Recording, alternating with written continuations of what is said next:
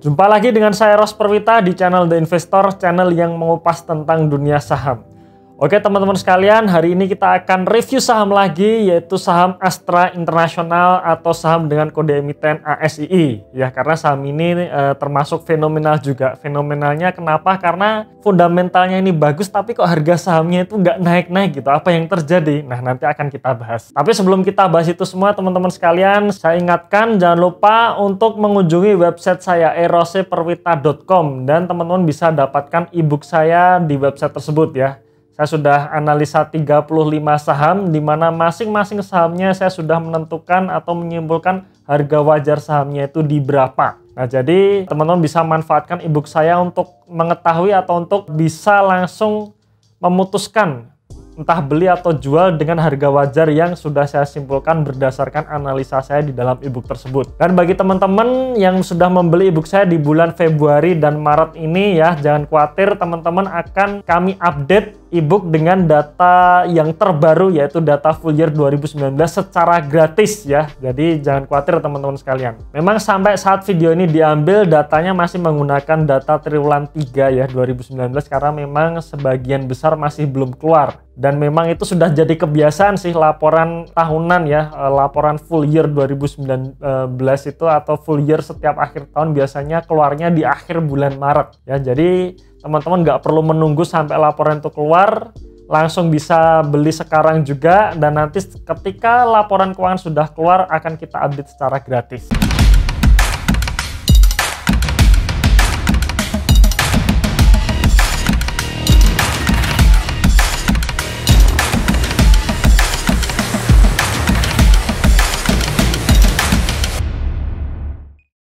Astra International atau saham dengan kode emiten ASII ya. Nah, ini juga fenomenalnya karena harga sahamnya nggak naik-naik, padahal kalau menurut saya fundamentalnya bagus ya. Bahkan akhir tahun 2019 ya, sampai tutup buku 2019 ini laporan keuangannya itu sangat bagus, tapi kenapa harga sahamnya nggak naik? Nah, kemudian di akhir tahun 2019 kemarin ya, tepatnya di bulan Desember, kebetulan Astra International ini sudah menandatangani untuk menjual perusahaan Bank Permata ya, sudah akan menjual saham di Bank Permata ke Bangkok Bank dengan harga yang cukup fantastis, yaitu harga 1,7 kalinya dari nilai buku Bank Permata. Jadi kalau kita menggunakan acuan laporan keuangan Bank Permata, maka seharusnya harga yang didapat oleh Astra International untuk menjual satu lembar saham Bank Permata itu di harga sekitar 1.495. Nah, padahal kalau kita lihat di market entah bulan Desember atau sekarang ya tahun 2020 ini, harga sahamnya itu di kisaran 1.200-an saja teman-teman. Nah, kok bisa Bangkok Bank ini mau membeli saham Bank Permata ini di harga tinggi ya, di 1.495. Nah, ini juga menarik sebenarnya untuk kita bahas, tapi akan kita bahas di sesi lain ya. Maka teman-teman selalu update terus channel The Investor ini, karena akan kita bahas hal-hal yang menarik lainnya. Nah, khusus hari ini kita akan lihat lagi laporan keuangan Astra International. Teman-teman bisa langsung lihat di gambar berikut. Ini adalah laporan keuangan Astra International per posisi tahun 2019 ya, Desember 2019. Di sini teman-teman bisa lihat di sisi aset. Nah, ini adalah aset lancar. Aset lancar Astra International ini berada di angka 129 triliun rupiah, dan di sini menariknya untuk kas dan setara kasnya cukup tinggi, yaitu 24,3 triliun. Kemudian pos yang terbesar lainnya yaitu piutang usaha dan juga piutang pembiayaan yang sebesar masing-masing sekitar 29 triliun dan juga 36 triliun. Dan pos terbesar selanjutnya yaitu di pos persediaan yang sebesar 24,2 triliun. Nah, kita akan lihat laporan arus kasnya. Untuk arus kas dari aktivitas operasional, perusahaan Astra International ini membukukan cash flow yang positif ya. Teman-teman bisa lihat di pos arus kas bersih yang diperoleh dari aktivitas operasi yang sebesar 19,1 triliun. Jadi free cash flow-nya itu cukup besar.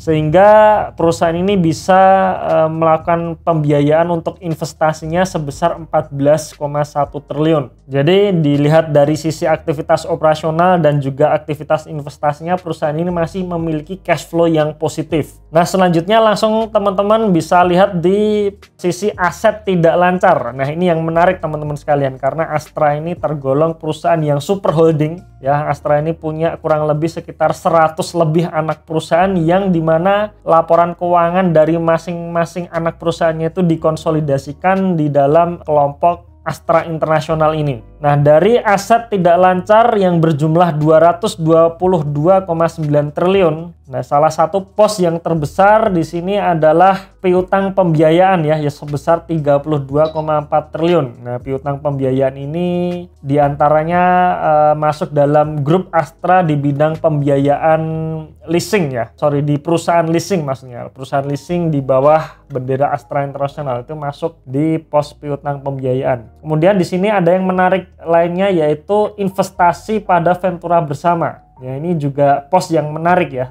karena nilainya cukup besar, yaitu 36,2 triliun. Nanti akan kita bahas isi dari investasi pada Ventura Bersama itu apa saja. Selanjutnya ada tanaman produktif ya, tanaman produktif sebesar 62,3 triliun. Ya, tanaman produktif ini anak dari grup Astra, yaitu Astra Agro Lestari. Selanjutnya ada properti pertambangan sebesar 13,8 triliun dan juga hak konsesi yang sebesar 8,4 triliun ya. Ini juga berasal dari anak perusahaan Astra di bidang pertambangan. Jadi kalau kita lihat jumlah asetnya per posisi Desember 2019 sebesar 351,9 triliun atau naik 2%, sekitar 2% dibandingkan tahun 2018. Kita akan dalami lagi di pos investasi pada Ventura Bersama. Nah, di sini teman-teman bisa lihat ternyata pos investasi pada Ventura Bersama ini Astra membeli atau memiliki saham di PT Bank Permata, PT Astra Honda Motor, dan PT Lintas Marga Sedaya. Nah, ini menarik teman-teman sekalian, karena kalau kita lihat Bank Permata, Astra Honda Motor, dan Lintas Marga Sedaya ini di bukunya yaitu dalam kolom investasi pada Ventura Bersama. Jadi bukan dikonsolidasikan seperti anak perusahaan yang lainnya seperti AALI maupun UNTR ya, tapi di buku hanya nilai bersih atau hanya nilai equity atau nilai saham di perusahaan tersebut. Nah, ini juga akan kita bahas di lain kesempatan karena ini menarik. Ya, sebenarnya ini sangat menarik. Dan ini adalah kinerja atau historis dari nilai aset saham ASII. Tahun 2013 aset ASII sebesar 213 triliun dan naik cukup signifikan di tahun sampai tahun 2018 aset ASII menjadi 344,7 triliun. Sampai Desember tahun 2019 aset ASII menjadi 351,9 triliun. Oke, kemudian selanjutnya di sisi liabilitas ya, di sisi liabilitas seperti biasa saya hanya akan menghitung hutang-hutang yang menurut saya hutang buruk, yaitu hutang yang bisa menyebabkan atau menggerogoti laba bersih dari ASII ya. Di antaranya di liabilitas jangka pendek itu ada pinjaman jangka pendek, kemudian ada bagian jangka pendek dari utang jangka panjang yaitu pinjaman bank dan pinjaman lain-lain serta surat berharga yang diterbitkan.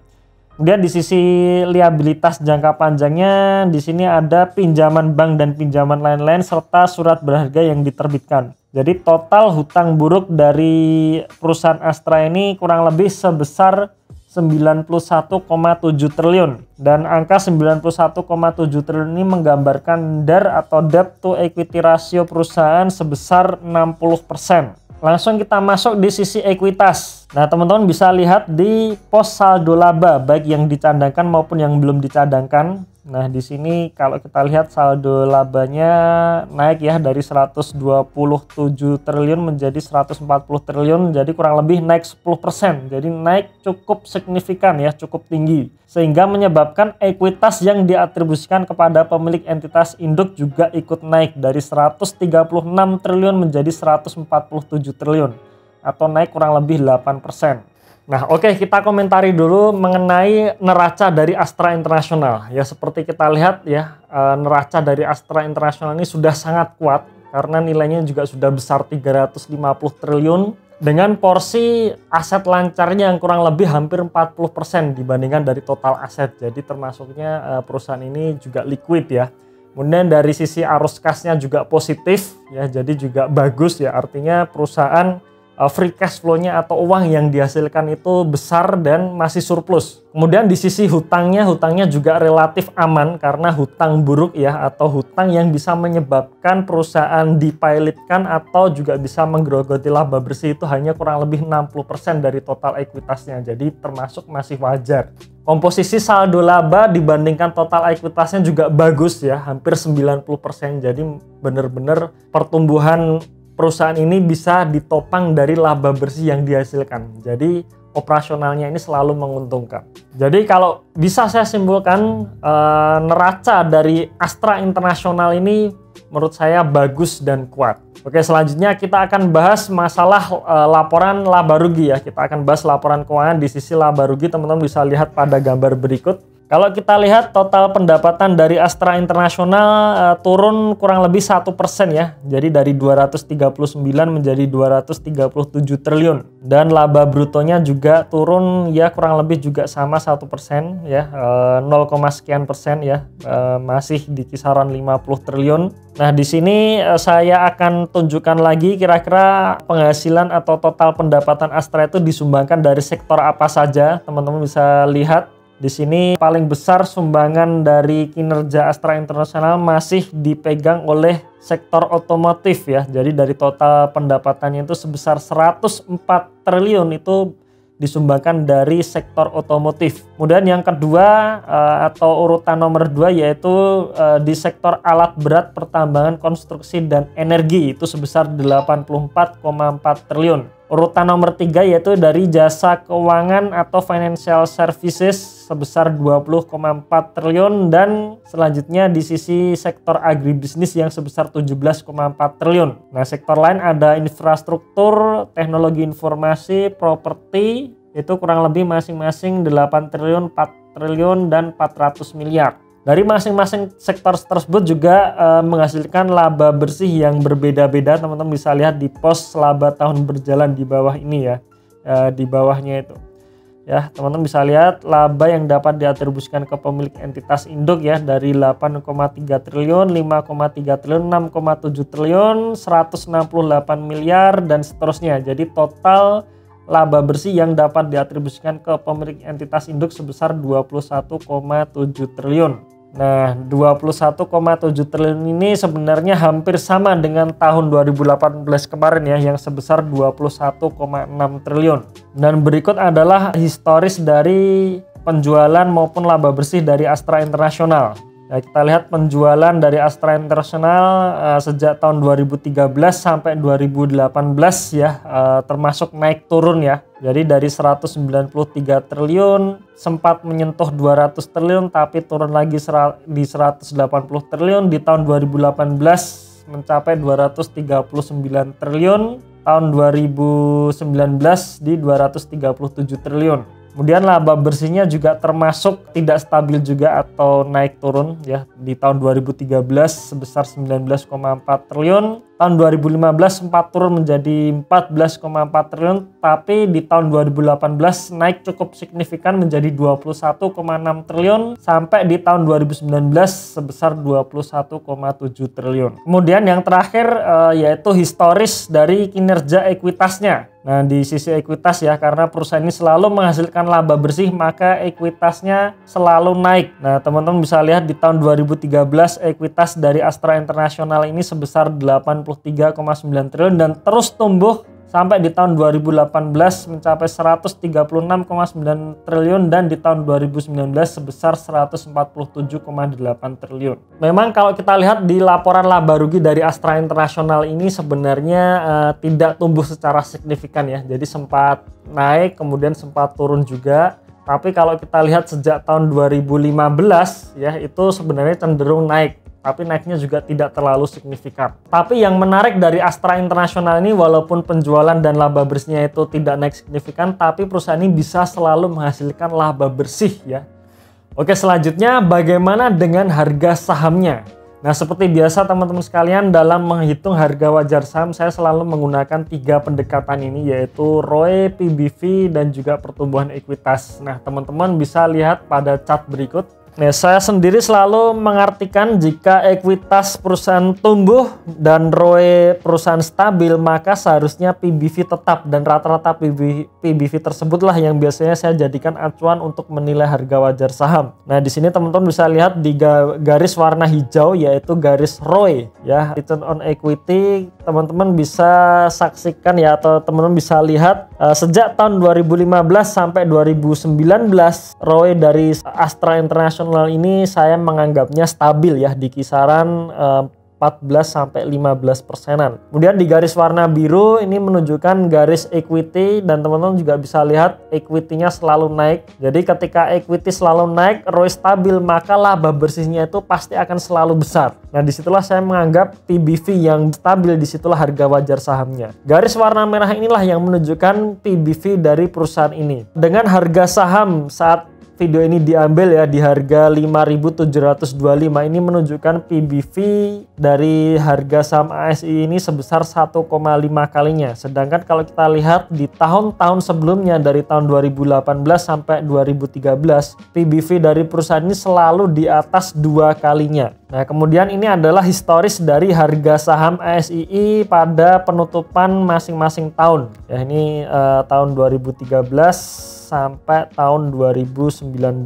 Nah, oke teman-teman sekalian, di situ bisa kita simpulkan ya bahwa harga saham Astra International saat ini di harga 5.725 itu sebenarnya murah ya. Karena kalau kita lihat PBV-nya di tahun-tahun sebelumnya itu selalu di atas 2 kalinya, sedangkan di 5.700 itu menandakan PBV dari harga saham ASI sebesar 1,55 kalinya. Nah, jika kita menggunakan patokan PBV tahun-tahun sebelumnya yang selalu di atas 2 kalinya, misalkan kita ambil PBV terendah ya sejak tahun 2013, yaitu di tahun 2018 kemarin yang sebesar 2,4 kalinya, maka seharusnya harga saham ASI itu berada di angka 9.000. Cuman memang teman-teman sekalian, kalau kita lihat sepanjang perjalanan waktu, harga saham Astra International ini mentoknya di harga 8.500 dan cenderung stagnan ya, cenderung sideways. Nah, teman-teman kalau lihat di chart yang sudah saya bagikan sejak tahun 2013 itu harga sahamnya itu di kisaran 8.000 saja ya, 8.000, 7.000, 8.000, 7.000, nggak pernah naik-naik di atas 8.500 ya, tertinggi 8.500 kalau nggak salah. Tetapi kalau teman-teman tarik garis yang lebih panjang lagi ya, yaitu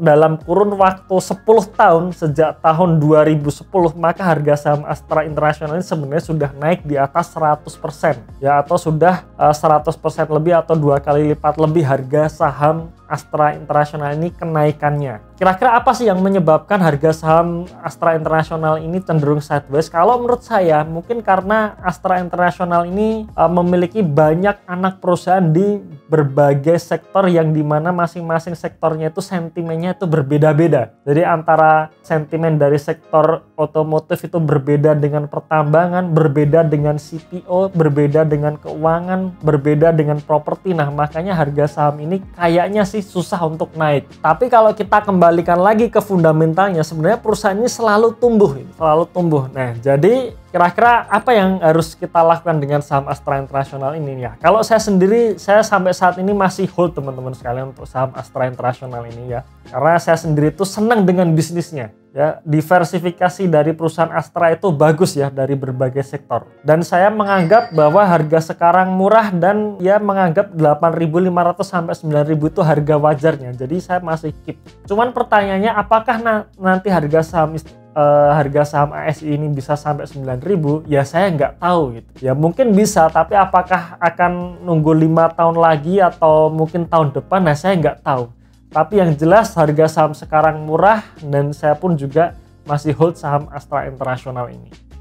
Jadi kalau kemarin ada salah satu subscriber ya yang penonton itu menanyakan apakah saya masih hold saham Astra International, bahkan nanyanya sambil ketawa gitu ya. Ya saya bilang ya ini masih gitu. Kenapa nggak saya lepas ya? Karena saya suka dengan bisnisnya itu aja ya. tapi juga memperhatikan porsi dari saham Astra International ini dibandingkan dengan saham yang lain ya. Jadi tetap manajemen portofolio itu tetap kita pantau. Oke, mungkin itu sekilas review saham Astra International teman-teman sekalian ya. Dan sekali lagi saya ingatkan bahwa informasi yang saya bagikan ini hanya bersifat informasi umum saja.